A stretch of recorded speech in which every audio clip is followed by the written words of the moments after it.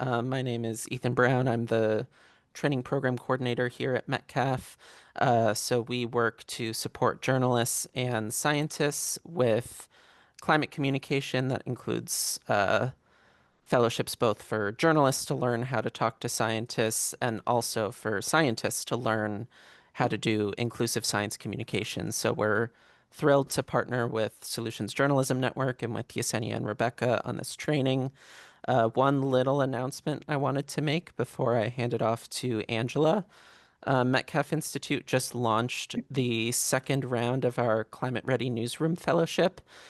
So that is a very cool program that I got to develop last year that works to, rather than train individual journalists or scientists, train entire local newsrooms.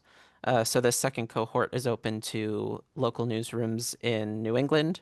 If you or anyone you know is in New England and working at a local newsroom, please pass along that link in the chat. It's a really great program, so wanted to let you all know about that. Angela, do you want to talk a bit about SJN and then we can hand it off to Yesenia and Rebecca?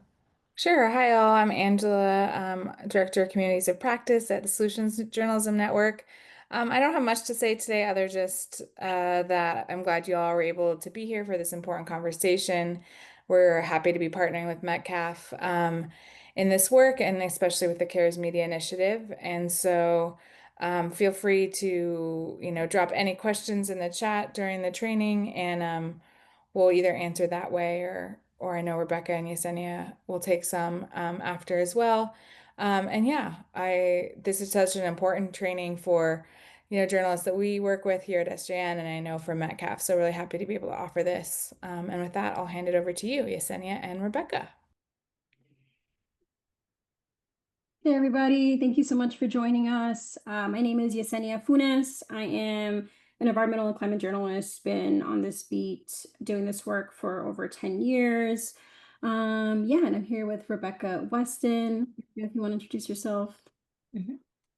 Hi, I'm Rebecca Weston, and I'm co-executive director of the Climate Psychology Alliance. And I'm also in full-time private practice where I focus more and more on climate aware related distress, as well as trauma and attachment, all of which gets implicated in these questions. And I'm just delighted to be working with Yesenia and with Metcalf and SJN on a really important project, and look forward to hearing your questions. And so glad to be here. I'm just gonna start sharing my screen now. Give me just 1 second, y'all. I'm gonna move this and then. All right, can y'all see the presentation? All good, beautiful. So Rebecca and I, started the CARES Media Initiative a couple years ago, and it's never been, I think, more timely and more needed. To get started, we wanted to just start with this wonderful quote that Rebecca has found. Yeah, and this is something I came across around the time when Trump was reelected, and it really got to me in understanding sort of the stakes in which we were all, or at least I was feeling sort of implicated in the moment and not quite knowing how to settle myself. And she put it really crucially, and for me, it ties in how our work is very much connected to our own individual capacity to stay present, and to stay present for all of the work that needs to be done out there, both individually and collectively, to address the political and climate crisis that we're in. And this is what she had to say. Democracy isn't just a system, it's a living, breathing organism that needs tending. And right now, your nervous system is part of that care. Take care of it. Take care of us. Let's keep going. Quite literally, keeping ourselves resilient and capable is crucial, not only for ourselves, but also for the project that we're all dedicated to, presumably, and we'll get further into that. So we're going to go on and focus much more on specifically Mexico City. I just read Mexico, specifically the United States politics here and context. So Where we're going to go in this hour is we're going to spend a very short amount of time unpacking some numbers about sort of how climate journalists are feeling right now from the data. And we're going to hopefully be able to update that with our own research soon, how audiences are also feeling. And then we're going to talk a little bit about what we've called the trauma triangle in journalism. And then in part 3, we're going to talk about the CARES triangle, the one that we're proposing instead. And we're hoping that this will give you a good walkthrough, and there's definitely time for questions at the end. So we're finding now there's more and more research coming out now on the ways that journalists, specifically journalists who cover climate change, are being affected by the work. And I'm sure everyone on this call can speak from personal experience to just how heavy it is to do this work, right? The University of Oxford and Reuters Institute just put out a new survey. The research is still being peer reviewed and going through that process, but they shared some top level findings here. This is journalists from across the world, right? Over half said they don't have access to resources that support their mental and physical health. About a third say that they have been directly impacted by the impacts of climate change. About half reported moderate to severe symptoms of anxiety and depression, and 1 in 5 had reported symptoms of PTSD, which Rebecca will define with more clarity for us in a moment. But the reality is also that we love our jobs, right? There's something really fulfilling and satisfying about doing this work. I don't think any of us became climate or environmental journalists because, we had big ambitions to be famous or rich. We do this work because we care, not just about the planet, but about our communities, about the future, about our children.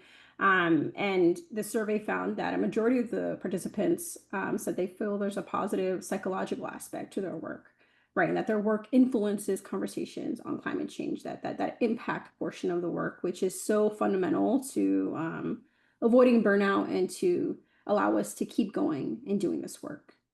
Part of our presentation will be interactive, and so we invite y'all to grab your phones or your browser, whatever is easiest for you, and hop onto menti.com and pop in this code so that we can do a little activity to just get a sense of what feelings you all have, what sort of get a sense of the room right now. These can be good feelings, bad feelings, anything in between.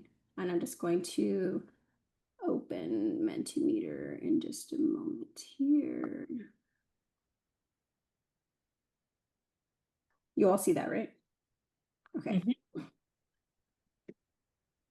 So if y'all want to just start engaging and answering, you can put, I think, up to two responses.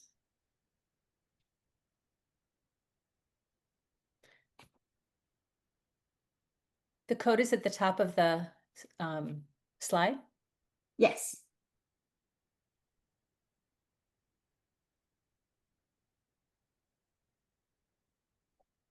Proud is an important one. Exhausting is real, though. Painful, anxious, hopeful.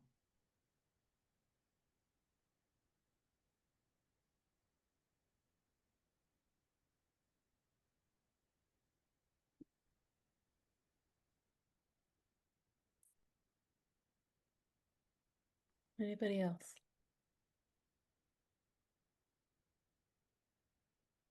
Mm. Mm.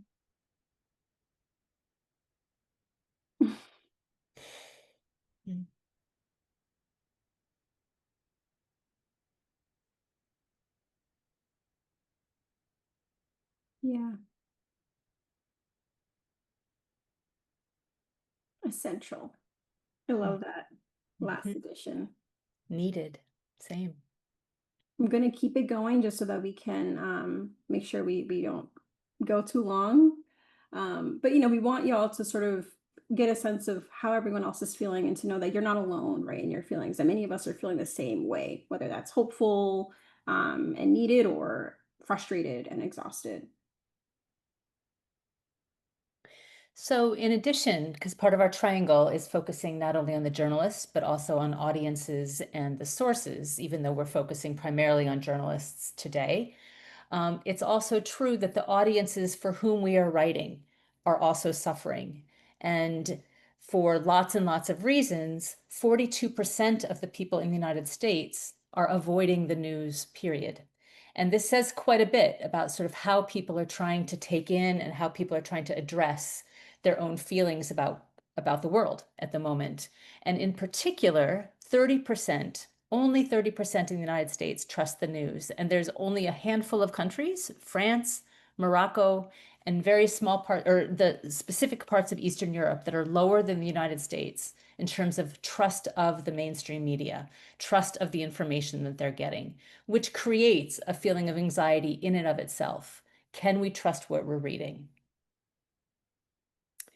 Globally, we're not able to find sort of the way it broke down in the United States, but globally, 39% of the people who avoid the news, they do so because it's affecting their mood negatively. They end up feeling terrible after reading it.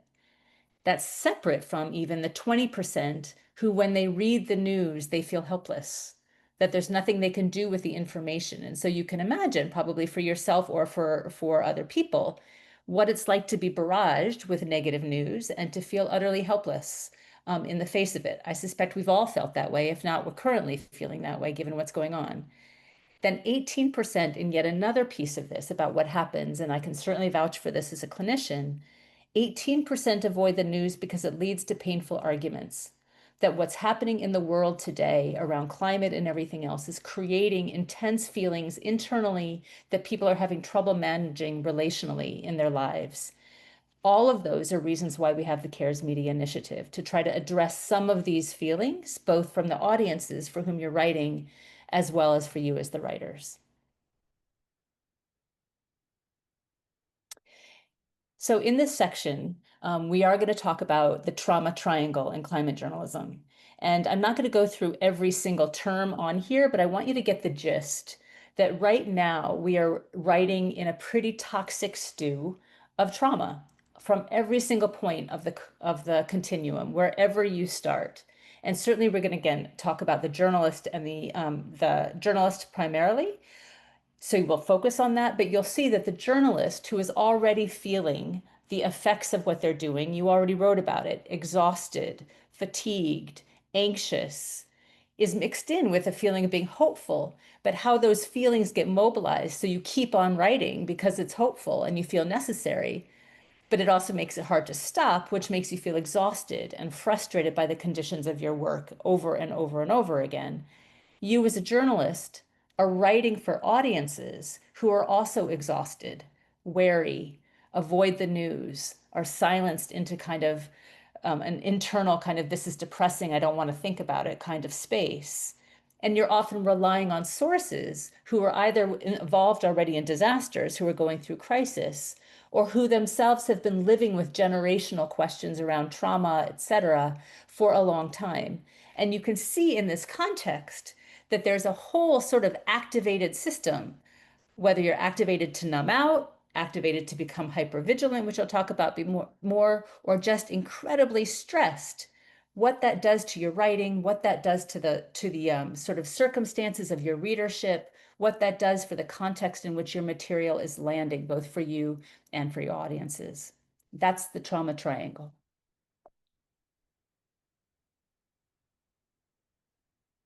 So before we go further, it's going to be really important in some of this work to tap into why you became a journalist in the first place. What were the reasons that you first thought of this job that made you feel compelled? And go back over to to the Menti, and you can jump in. It's the same code and everything, so it should just shift on your screen.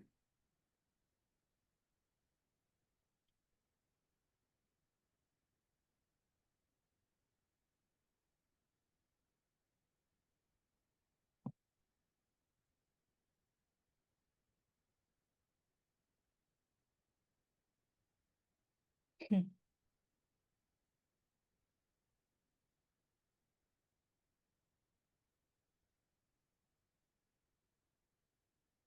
Hmm.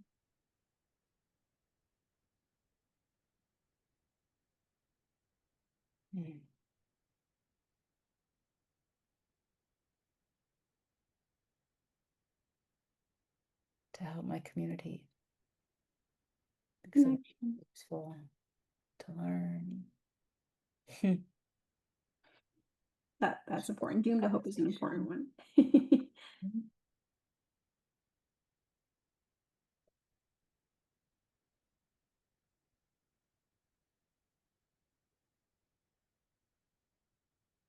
Trying to make people understand, make people feel connected, make people feel a sense of hope, hold people Accountability. accountable.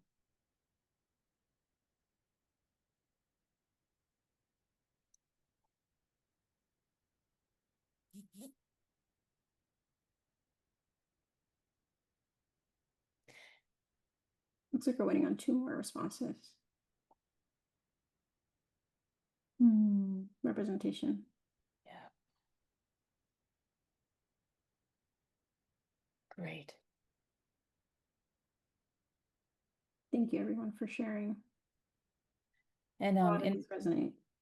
in other presentations, we've had a chance to sort of talk a little bit about sort of the aspirations and then whether those are coming true, whether it's harder than you realized or whether it's actually happening in the way you thought.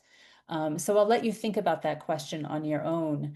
But looking at just sort of the feelings about how people are, how they're feeling in their work, the exhaustion, the anxiety, the frustration, I am suspecting that there is sometimes a gap between what your aspirations were and how the reality is hitting on a constant day-to-day basis in your work.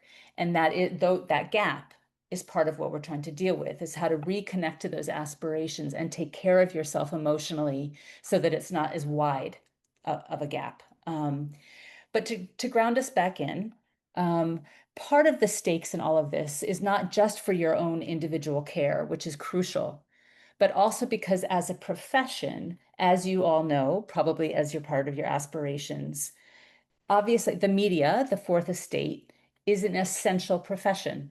It is a witnessing profession in the lines of what Robert J. Lifton would call. And it is essential to hold others accountable. You all know this. It's why Trump is going after the media. It's all of the different things that we've been hearing. And this is what he had to say about what witnessing professionals do. I consider myself a witnessing professional in the context of clinical work. Surely the situation requires of us an ethic that enables us to confront truths having to do with the catastrophic destruction of the human habitat and with ways of preventing or mitigating that looming catastrophe. In general, a witnessing professional both reveals profound dangers and seeks to combat them. And this is a pretty crucial part because it actually goes to the heart of some things in the journalism framework as well as in the clinical framework about supposed neutrality. Are we simply witnesses just to notice what's happening? Or do we take a stand? Do we inevitably take a stand? What does it mean to be carrying these things, particularly in a world, in a polycrisis that we're living in right now? Again, these are ways to connect back up to your own aspirations and to the realities that you're up against. In the context of the journalism field as well, there's a whole toxic version of professionalism. There is the witnessing professional that I've just talked about, but then there's also the professional that participates in what's called malignant normality. And I would suggest that that's probably all of us at some point. And what Robert J. Lifton talked about in terms of malignant normality is that we engage in behaviors, we engage in forms of professional identity even if the behavior is harmful or dangerous. And this can include behavior in basic areas of life. Professionals tend to adhere to these norms and even to legitimate and deepen them by means of their professional status. And the reason Yessenia and I include this here is because we absolutely believe that the supposed separation of emotion from journalism, emotion from politics, passion from activism, et cetera, the idea that those should be separate is part of what is malignant, part of the malignant normalcy, and part of what leads to that toxic trauma triangle. The CARES idea, the CARES initiative, is aiming at the healthy side of being a witnessing professional. What does it mean to witness our own feelings, to witness the feelings of our audiences, to witness the feelings of our sources? How do we handle those things? So these are points of contrast, obviously. obviously dealing with the work that you all are doing, exhaustion, frustration, etc., and for audiences to read this kind of material, and you can think about this both as a writer or an audience or even as a source, because I suspect you've been all three, it's incredibly hard to take in all of this news. It is, in fact, exhausting. It is, in fact, draining. There are many, many of us, all healthy people, who are wanting to check out or who can compulsively keep on checking the news because we're so anxious about what's happening in the world. The point here is that to operate as in our best, we need to be in our window of tolerance. And I would suggest that huge numbers of people in our society at the moment are out of their window of tolerance and are doing as much as they can to manage intense amounts of stress. So what is this window of tolerance? The window of tolerance is a term that came out of attachment theory, and it's connected to trauma. And what it refers to is a bandwidth that everybody has that's more or less wide, that refers to their capacity to act in an optimal way. And when I say that, it means they can both notice that they're having a feeling, they are able to name that feeling, they are able to communicate that feeling to someone else, and then they are able to receive care and listen or feel the effect of someone's care back. It sounds simple, but in every part of that area, it can get immensely complicated, both in terms of our own histories, our own context, the amount of overwhelm we're in. And when we are in our window of tolerance, we can say, God, I'm really pissed off, or I'm really frustrated. This is what I need right now. Will you help me? That's the ideal. Huge numbers of people, yourselves, myself, everyone probably included, can't do that all the time, and many, many can't do that practically ever. And when you are out of that window of tolerance, the majority of people go in one of two directions, or sometimes both. One, if you go up, you go kind of hyper aroused, you can get incredibly anxious, loud, combustible, throwing things, slamming doors, absolutely unable to hear any kind of rational argument.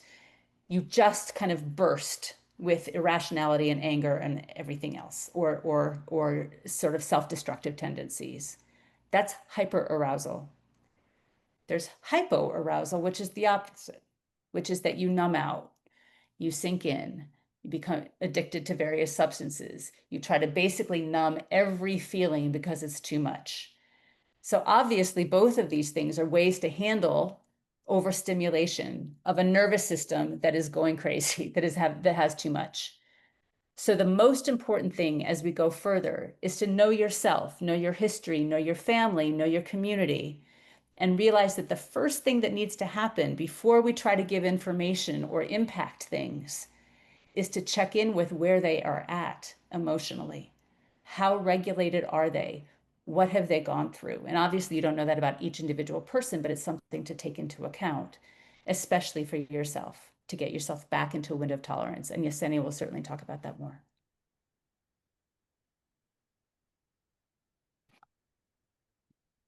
So because the majority of people are outside of their window of tolerance, what we look at socially when people say, how come people don't care about climate change? We can look out in the world and feel like that's the case.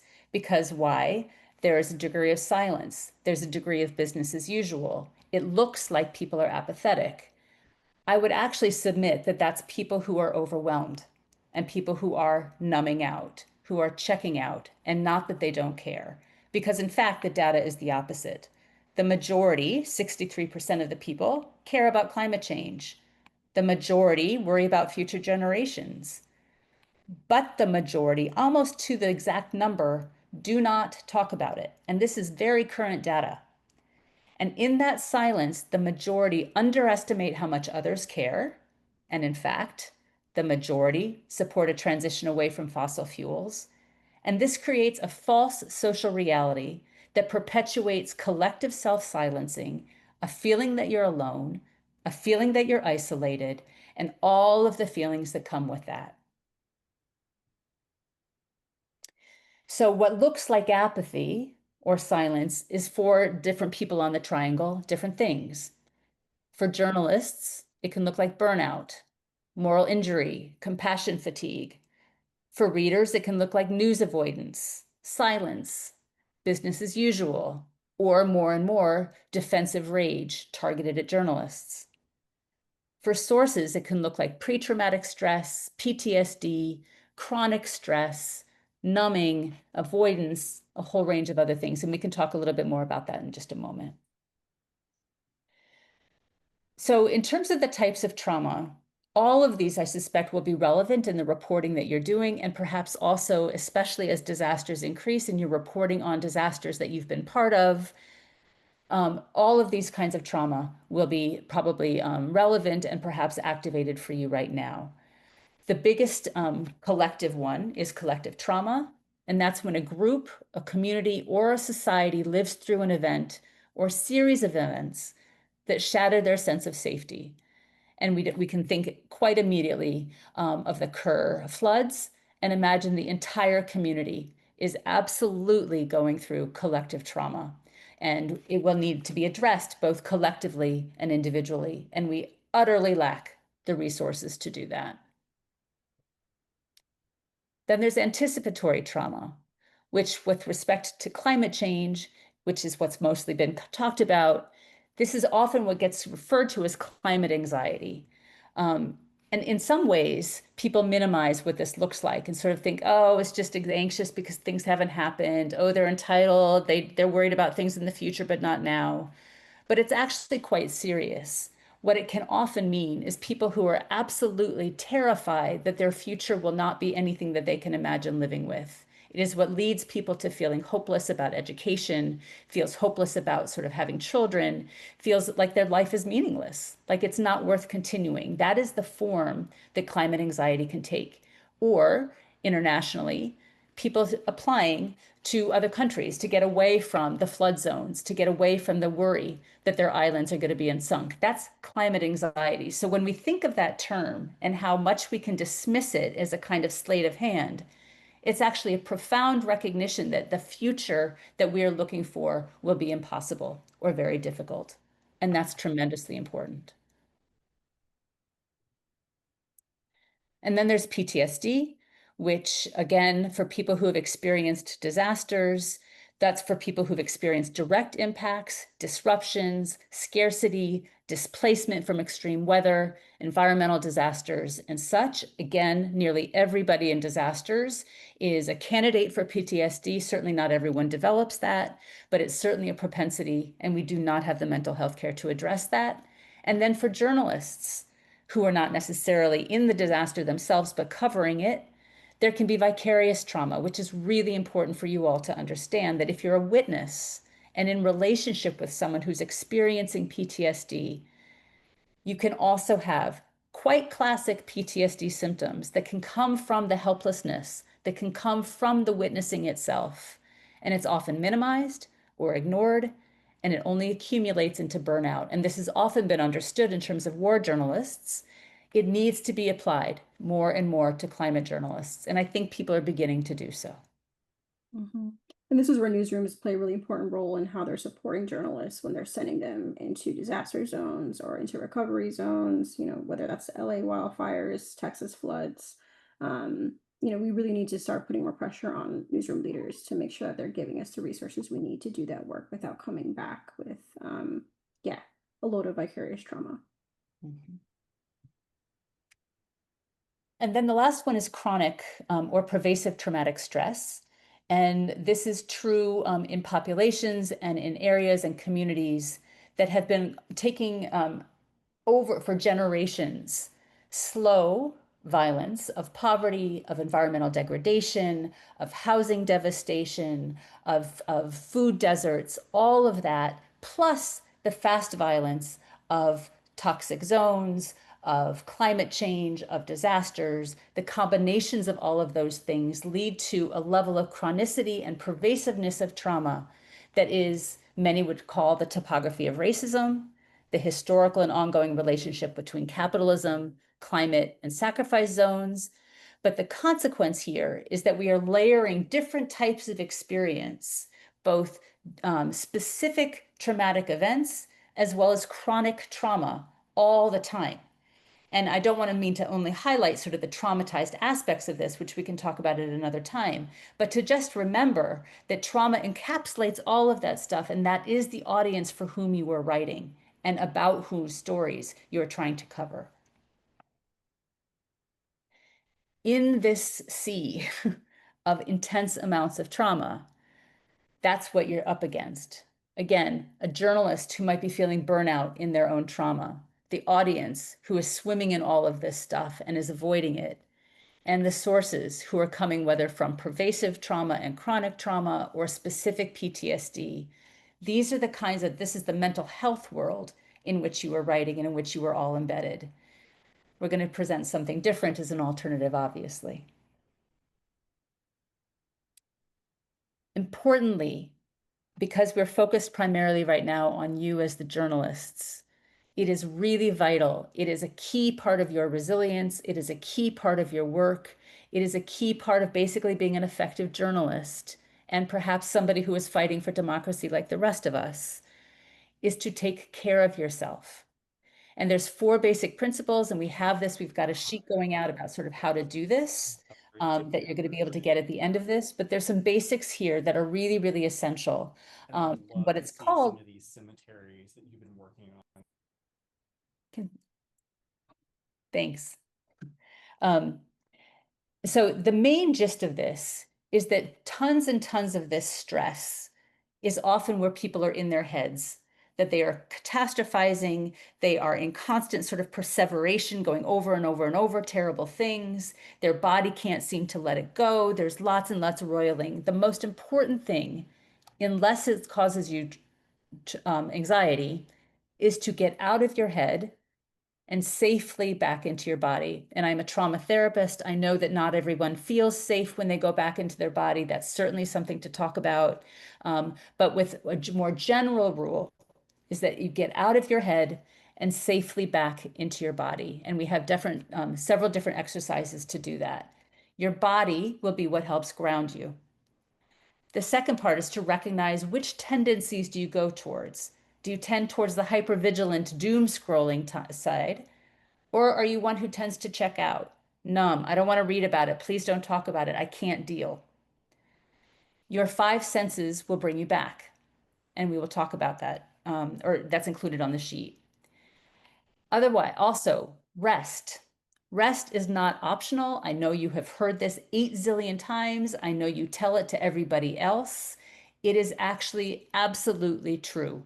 Like any muscle that gets ripped with overwork, it needs repair or it breaks down.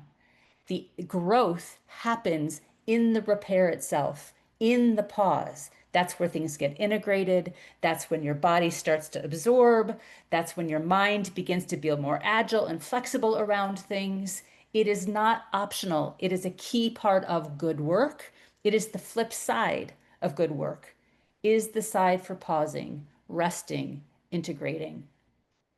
And finally, connecting with someone. And this can be really hard, I suspect, for climate journalists, where you feel like you're holding information and stories that no one else wants to hear or no one wants to know, or you're swimming in details that you are yourself frightened about. But it's really crucial that you connect with somebody, preferably someone who gets climate change, whether that's a good friend, a journalist. I know Yessenia has a key group of people with whom she does this. That you connect where you can offload some of those feelings, you can engage in the gallows humor, you can do whatever it is you need to do to lift some of that pressure off of yourself and not have to take care of the person you're talking to. It's really, really critical. And those are some of the basics, and we will be handing those out at the end of the presentation. And I know that some of this might sound like tedious or corny or just like woo-woo stuff, but genuinely, as a journalist who is not, didn't grow up, I think, with certain practices and routines, trying to build these routines and practices into my daily life has really helped sort of ease the anxieties and the stress that comes with this work, whether that's, spending crucial time with my other climate journalism friends, going to yoga, learning how to like breathe when I sense a lot of anxiety bubbling on the surface. Like these things genuinely help. There's a reason why experts are constantly pushing this on us. And there needs to be, I think, a shift in the culture that recognizes the importance of this rather than just, going to the bar for drinks after work, which just sort of covers up, I think, the real feelings that we all have and is, pretty unhealthy to do. And I'll let Rebecca here take it away with this next slide.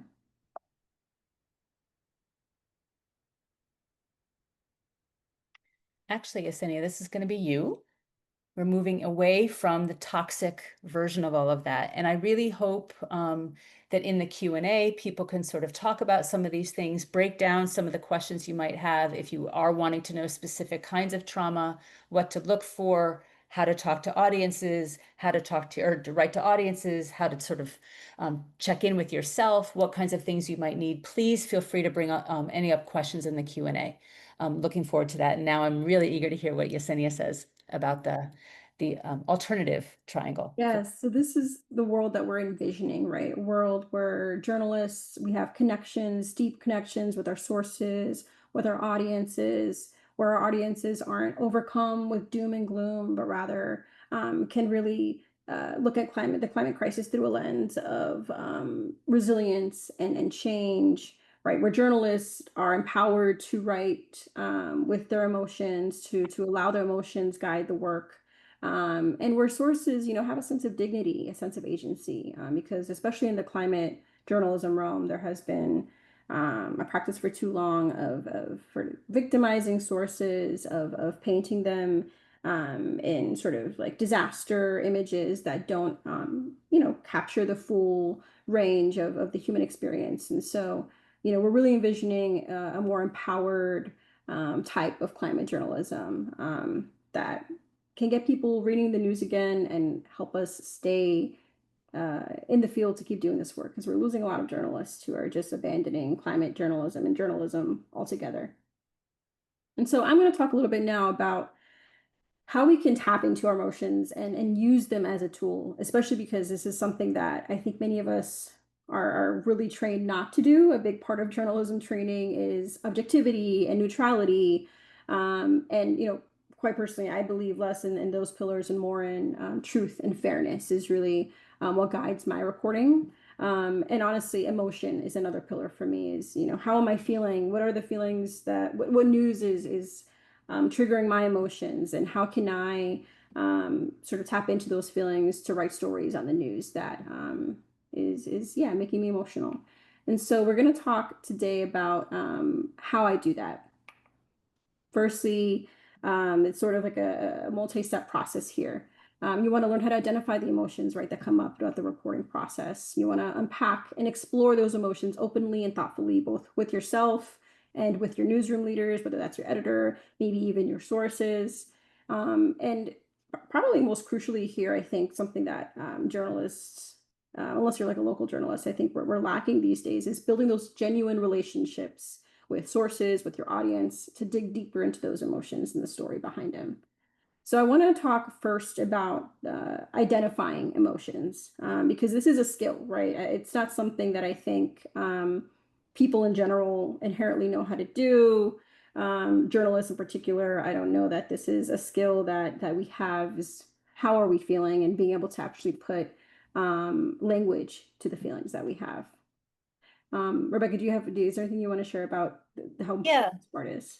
yeah. I think for people who do practice in words, it's you'll probably understand why it's so important. But in fact, what they have actually found is that the experience of naming a feeling actually also gives a sense of not control, but capacity to manage the feeling. That the confusion itself is part of what makes feeling so distressed.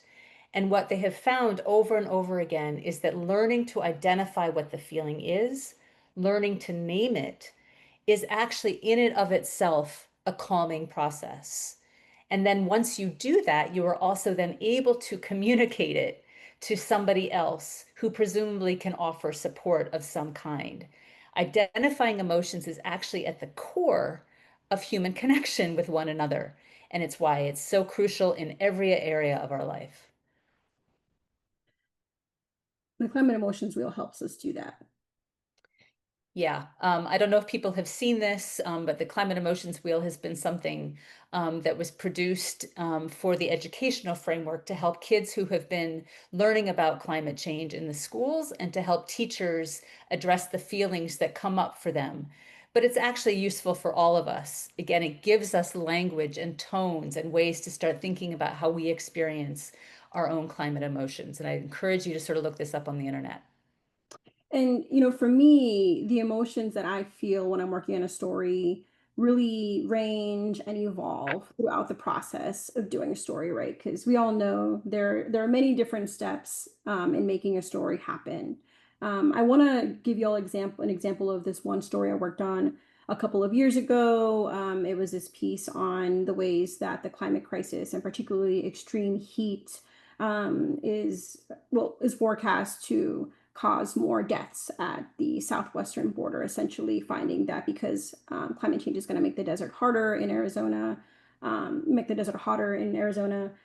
people crossing the border to make their way into the US will need more water and therefore will likely experience more death given just how scarce water is there and also the reality of how much water you can carry when you're trying to, get into a country that is not welcoming you.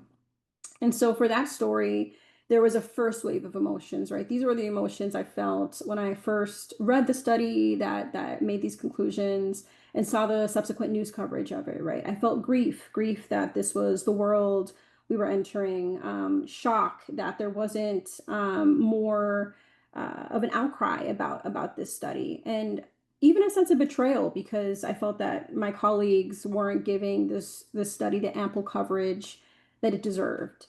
And I want to say like I think a lot of this process for me, the process that I'm outlining here for y'all is a little bit more intuitive for me and a little bit more sort of like instinctual at this point in my journalism. But I'm breaking this down to sort of help y'all understand how you can start tapping into these feelings, how you can start pursuing the stories that will reinvigorate you, and also how to do those stories in a way that is fulfilling. And so after the first wave of emotions, it was clear to me I needed to do a story on this study. I didn't want to just do a quick news hit because that was already what was out there. And quite frankly, I think the study really deserved a story that was big and immersive and in depth. And so I went down to Arizona and I met with, human rights workers that were doing search and rescue on the ground to find people who had been lost in the desert or really the majority of the time, what they were looking for at that point was the remains of these people. I spoke to families who had lost loved ones in the desert because oftentimes coverage of immigrants and migration, it fails to capture the full humanity of these people and the universe of people who love them and who mourn them when they're lost, right? And so when I got down to Arizona, there was the second wave of emotions, right? The emotions that came when I began my reporting. There's the guilt of knowing that me as a US born American citizen has so much more privilege and opportunity and don't have to sort of go through these same risky experiences to make it into a new country, right? There's inspiration I felt from spending time with the search and rescue group. The woman who led it, Adriana Castillo, she was like in her 60s, and I was just so amazed and inspired by her energy and her just optimism and joy that she brought to the work. I was sweating and feeling really unwell, like the heat was really affecting me, and I was really just in awe of her ability to do this. And of course, there was this real wave of sadness, knowing that there are so many folks whose stories will be left untold. As we walked through the desert, we could see all the clothes, like the used socks, the feminine hygiene products, children's toys, black bottles that were used for water. And as someone whose own mother crossed the border in similar circumstances many decades ago, My mom came to this country illegally, undocumented, and now she has her legal residency. But it really resonated with me just how yeah, it was a personal story for me, right? It was really personal to do this piece, and so it was important to me that as I was doing this reporting, that I was connecting with my sources at that personal level. Sharing with Adriana on the ground the own stories I've heard from my mom and asking her questions about that, expressing my grief to her even as we were together in Arizona, to sort of get her response on that. Like, what do you think of this? And that brings me to the third wave of emotions, right? After I do the reporting, once I start writing and I'm preparing the piece to publish, maybe even the post-publishing part of the story, the emotions that came when the story's out there. And you can see in this process how my feelings evolve, how they shift. And particularly compared to that first wave versus the third wave, the emotions here are pride, right? Pride in this story that I managed to put together, and the beautiful photography that we made happen, and the families whose voices were amplified. Awe in the fact that a small team, I was at Atmos at the time of the story came out, a small team could put this together, but also awe that the researchers that worked with me and the human rights experts were so generous with their time. But I also felt this real sense of determination, right? This isn't a story that I wanted to do and abandon, which I think is a feeling many of us have to grapple with in our work, because we're cranking out story after story. The news is always shifting, and sometimes that's just how it is. We write something and we can't come back to it. But doing this story, I felt determined to keep covering the issue of climate and migration, to keep shedding a light not just on the issue of migration. We hear a lot about climate migrants, people who come here because of climate change, who are displaced from their homes because of climate change. But I want to make sure that we're also telling stories about the hardships and the threats they face on these journeys themselves. And the reality is, if I hadn't been careful throughout the process of my reporting and really mindful and really intentional, I could have ended up with different emotions, right? If I would have created stories that were, really painting people as victims rather than as experts. I might have felt shame, if I had, not looked at people who were trying to address the issue of migrants lost at the desert, the search and rescue team. I might have felt that the story was leaving readers feeling helpless, right? I wanted to make sure that readers could walk away from this piece knowing that there are people who are doing something about this, even if our politicians and elected officials are not. And so the purpose of this is just to give you all a sense of how crucial it is to be in touch with your feelings throughout the process, and to, think ahead. Like when you're in that first wave of emotions, ask yourself, what do I want to feel by the end of the story? And how can I make sure that I'm doing the work that needs to be done so that I can feel proud of this piece, and so that I can feel, yeah, not morally conflicted about it.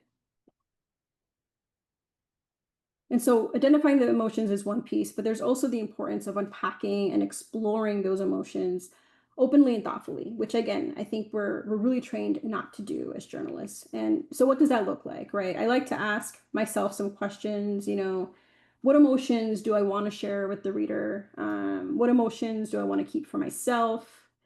What emotions do I still not understand? That piece that I just shared was a first person. Part of it was written in first person, and there was some parts of the story where I got very vulnerable and was really direct and forthright with readers about, the emotions I was feeling as I was reporting and out there and grappling with everything, the findings of the study. There's also, questions that you can ask your sources to unpack and explore your emotions. It's someone sharing with you that they lost their home in a wildfire. You can express, like, I'm heartbroken by what I'm hearing. How do you cope? How do you feel? How do you want others to feel? And that might be a great opportunity for someone to say to you, I don't want someone's pity. I want government funding, or I want resources. I want research done on my community. I want XYZ. And it's our job to really empower and to treat people as experts of what their community needs. But also remind them that we are people too, right? And sort of being vulnerable with them, opening up our hearts with them, also allows them to feel more safe and vulnerable with us. And there's also the editors, right, which I think can be really tricky depending on the newsroom culture, depending on your relationship with your editor. But I do think it's important for us to, have these conversations with the editor about our emotions. I want my story to feel, maybe you want your stories to sort of capture that anger or capture that grief, capture that heartache. Tell your editor that. Ask them what they think. Do they agree? Maybe they can keep an eye out as they're editing to try to make sure that that story sort of pumps throughout the piece. A good editor wants the story to do what you want it to do while also thinking about what the readers need and the audience needs. So it's important to have these questions and these conversations with yourself, with your sources, and with your editors. And I'm curious, if there's any other questions that maybe you ask yourself or your sources or your editors, questions that we should be asking that maybe I missed. So that's going to be our last Mentimeter exercise, if folks don't mind chiming in. This could be totally it doesn't have to be in the same vein of what I have here, but things that sort of allow us to unpack and explore the emotions and the intentions of the stories we're writing. Are there any questions that I missed?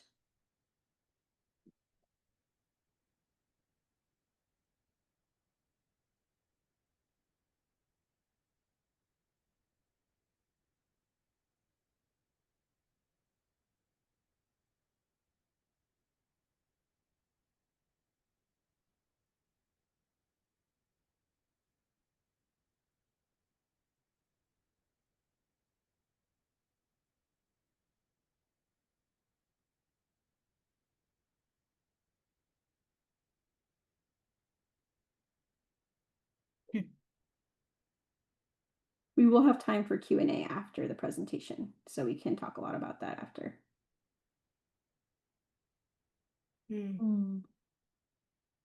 Yes.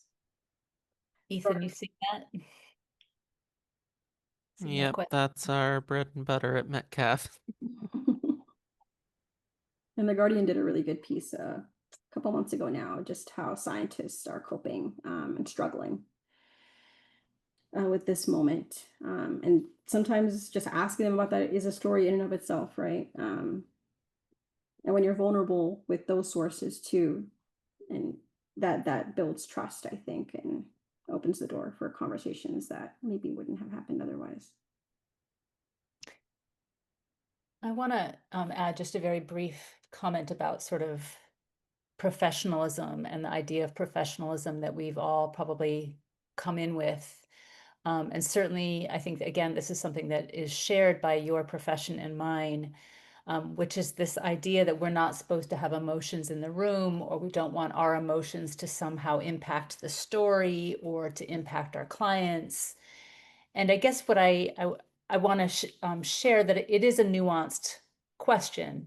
Certainly neither Yessenia nor myself are suggesting that we sob all over the interview or that we project all of our feelings into the interview instead of wanting to understand what's coming forward. I would say, and a good analogy is that I have been finding in the current political moment, joining with my clients at some level about what's happening in the political world actually creates more space to have a genuine conversation. That said, if we end up flooding it with ourselves, obviously it changes the story. And so the devil is in the details of some of this stuff. And that's where really good questions and answers can really come up, and talking with other writers. But we're certainly not advocating an abandonment of trying to tell the story of the person you're writing about. But to understand that our emotions and theirs are inextricably linked, and that we impact each other back and forth, just as we do in a clinical space, as we do in writing. So again, far more to say about all of these things. Thank you, Rebecca. Yeah, and that's an important disclaimer, because we never want to make the story all about us, right? Or even mostly about us. It's always about the people we're serving and the people who are so generous to share with us. This last question, what do you need, that someone shared here, I think is an important one to ask sources too. I'm going to keep it going because I want to make sure we have time for Q&A, and it seems like people do have some questions even from what was shared here. Oh, one more. One thing that I found helpful after Helene was to just sit in silence with people and validate their emotions. Yes. And it's important, like some of us oftentimes are first responders or sort of crisis counselors in a sense when we're the first ones on the ground in some places after, especially after disaster and in remote places that haven't yet gotten help, which is a hard job to have on top of being a reporter. But sitting with them and validating is an important part of that process. I also wanted to talk about, the importance of relationships, right? We need to build genuine relationships to dig deeper into our feelings. And that's part of what we're talking about here. This is sort of these steps allow us to build genuine relationships, which again is so, so crucial when doing good journalism. So with Adriana Carrillo, for instance, I didn't stop writing about her life after that one story. I did that story about the study for Atmos, and then I went on and I did a whole profile just on her, and I dug deeper and I learned more about her and I asked her more questions. And even today, I still try to keep in touch, even if it's a message every couple of months. How are things going? How's the nonprofit? I saw that the wildfires happened. Are you safe? Just keeping in touch with our sources is so, so crucial. And then knowing that I wanted to keep doing coverage on migrants, I ended up writing an essay for another magazine, Present Space magazine, about the risks that migrants face when crossing bodies of water. So like folks who go from North Africa into Europe, the unique risks that people face when crossing via the sea or the ocean. And so it's important for us, to think about ways that we can both feel better about ourselves and how we do this work, while also serve our audiences and our sources, right? I like to think of this as like a symbiotic relationship. Obviously there are some people that, we want to hold accountable and we definitely don't want to serve, especially in the climate world, talking about like fossil fuel industry, polluters, the big bad guys. We're not in the business of serving them, but we are in the business of serving the public, right? We are in the business of serving future generations, I would argue. And so how can we do the kind of work that fosters the kinds of relationships that can allow those stories to flourish, and allow sources to come to us with those stories first, which, for all of us journalists, we love an exclusive, we love a scoop, and those types of stories are just much easier to do and accomplish when we have relationships with the people who allow us to do those stories. And I wanted to briefly talk about audiences as well. And, shout out to Ethan, who has been on some of these trainings with us, and I've adapted some of this from his expertise. But there are some crucial steps that we need to take too when we're thinking about our audiences. We want to acknowledge who your audience is and whatever assumptions you may have about them. And just as we're identifying our feelings, we also need to imagine the feelings that they might have when they're reading the news, the feelings that they might have when they're interacting with climate coverage. And you want to be creative. Can you brainstorm any special ways to reach those people, to connect with your audience?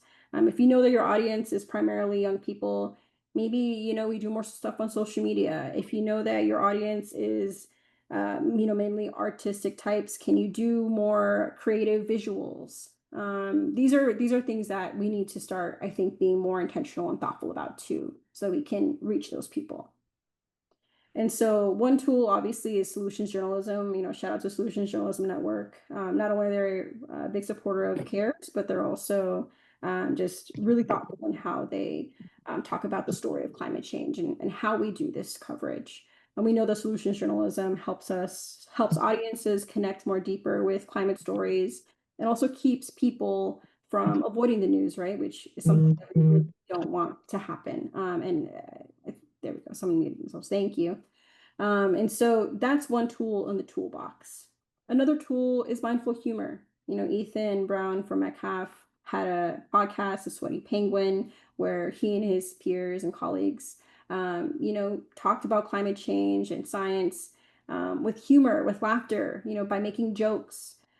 Grist, the really respected and international at this point climate news site, their beginnings were in really coming at climate change through comedy and satire. And you can still find that in their voice today, right? And so figure out, it's up to us to figure out what types of tools we can use in our particular newsrooms, within our own sort of writer voices or platforms, to get creative and connect with people so that we can get them the stories that we're doing, especially those of us who are really being thoughtful and intentional about doing climate coverage that doesn't just further that myth of apathy or that spiral of silence.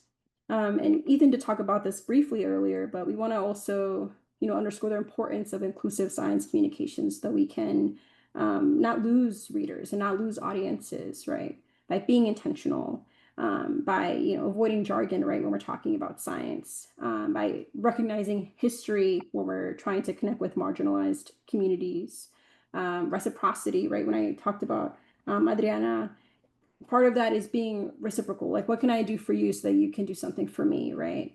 How do we build that reciprocity into our work? But also reflexivity, whether that's reflecting on the different ways that communities identify, the importance to the importance of looking at the inequity that has long built the world of science communication. And Ethan, I'm not sure if you want to just a couple words on that in case I might have missed something crucial in explaining inclusive science communication, but I did want to share that slide with folks today. Yeah, I appreciate that. I just dropped in the chat a link to Metcalf Institute's starter kit for inclusive science communication, which goes a little more deeply into these three principles. But I think, yeah, it's really valuable to kind of think about where your audience is coming from and what your relationship with your audience would be and can be. Again, talking about some of the stuff Rebecca shared with news avoidance and burnout and the myth of apathy, right? It's important to be able to find ways to break through that and re-engage those audiences, and then ultimately that leads to more conversation and more progress. And so just the big takeaways that we want to leave y'all with is to remember how vital your work is. We need you, the public needs you. The work we're doing is so, so, so, so important. I think you all know that from that word cloud earlier. We are essential, we are needed. But so are our emotions. And I think that we really need to trust that emotions are an essential part of the work, not just, to do good work, but also to survive and to keep doing this work. That window of tolerance is so important. I can't explain how life-changing it was when Rebecca gave me that framework, when she first explained that window of tolerance. And we all have different tools that can help us maintain a window of tolerance. So, please, that's like step one, I think, in trying to figure out how you can take care of yourself is identifying those tools. And also recognize where your sources and your readers may be in theirs. It's hard out here, a lot of us, I think, get attacked for the work that we do. But we have to we can't lose sight of the humanity in each other. And recognizing that window of tolerance is also something that our sources and our readers are trying to stay within, is important. So dig deep to understand your emotions and really be intentional to connect those emotions to your work. And lastly, the relationships that we build in this work, the authenticity and the realness of those relationships, I think really dictates our ability to do work that resonates and to build social relationships that can last for years to come. So we'll leave it there, unless Rebecca, you have something more you want to add. And we'd love to open it up for Q&A. I guess the only thing I would add is that in this current moment, I believe the administration is trying to attack our ability to care and to show empathy and to feel. They're bombarding us, bombarding our intentions and desire for connection. They are pretty much sabotaging that in so many different ways. It can only work if people also numb out and check out of their feelings of connection and compassion and solidarity. And this is precisely the way to start getting back to that. So it's really not a small detail to maintain our connection to our feelings. It's really pretty critical. They couldn't get away with the vast majority of what they're doing if we were all able to connect back up to the feelings that we're feeling about all of this. And so this isn't voluntary. I mean, this isn't optional, and it's so crucial both for your work and for ourselves in this political moment.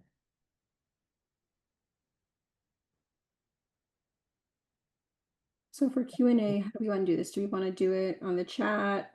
I'm going to stop sharing my screen now. I think if people want to raise their hands, that would be ideal. If for whatever reason people can't, you can feel free to send a message in the chat and you guys can read it or I can read it. But definitely would love if people want to speak and we can hear their voices too. Also, I'm just catching up on all the messages in the chat, so appreciate y'all. Yes, people have been very talkative, which is great. And thank you both so much for a wonderful presentation. Any questions? There was the question on the Mentimeter that maybe we could start with. What can we do collectively to address this within the industry vocation?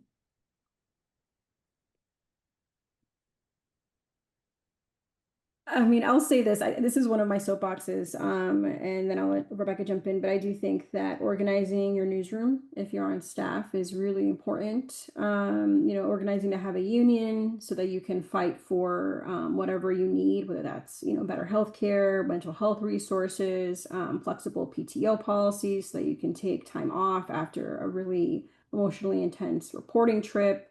I think that is so necessary. I think it's really hard to do anything within an industry or a newsroom without collective organizing. And as someone who has done that at past newsrooms, it's that sort of is a whole other basket of like emotional weight and stress. But change isn't easy, and this is a really stubborn industry, I think, with a lot of old cats that don't want it to change. So it takes a lot of pressure, I think, to make those types of changes. And so I really encourage anyone who's on staff, particularly, to organize your newsroom. There's also some freelance organizing projects. I think Freelance Solidarity Project. I think there is like a freelancers union to try to help independent journalists like myself make as much collective change.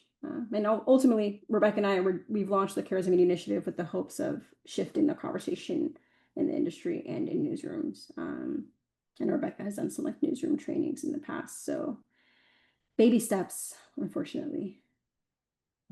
I just want to add that people might have seen the survey that we had been putting out about sort of how climate journalists are experiencing their work in the United States. And that data will be released fairly soon. And we're going to be using that to start creating more presentations and more, which can back up demands for more care and all of those other kinds of things. We certainly don't want that data to just stay in an academic journal. We want it to use it to help starting to build some pro bono resources for journalists, as well as to build the argument in the journalism schools and in the industry itself. So we're going to be hoping to help that with some robust information. And I guess I also want to just say, in the same vein about the culture of silence, that it can be very scary to initiate those conversations in your workplace. The power structures are obvious and real. And so I just want to suggest, in the same way that people think that you're the only ones thinking about this or the only ones feeling this, I suspect if you can identify one other journalist with whom you work in the industry, that they will be relieved if you're bringing up this question, even if they haven't brought it up for yourself. Again, there's this culture of silence is true in a lot of different contexts, including how do we start making demands in our workplaces. That's incredibly scary in an industry that is laying people off. So I understand that. And so again, having those initial conversations to realize you're not alone is really, really critical.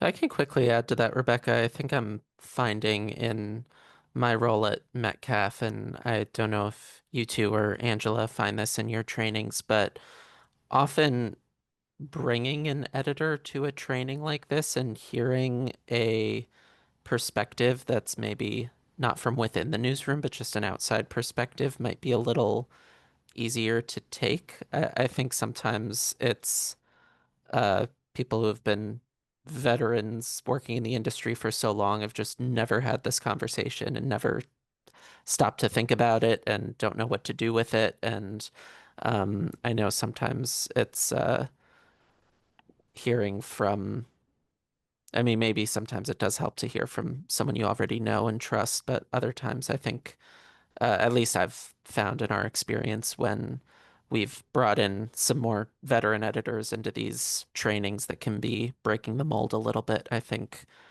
we see some heads start to turn in a way that I don't know if it would be as successful coming from a staff member. I think it probably depends on the person, though.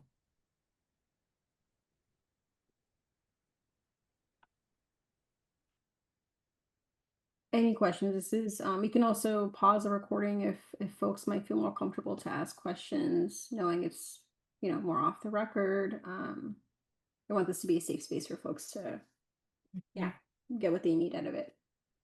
Yeah, I can go ahead and do that.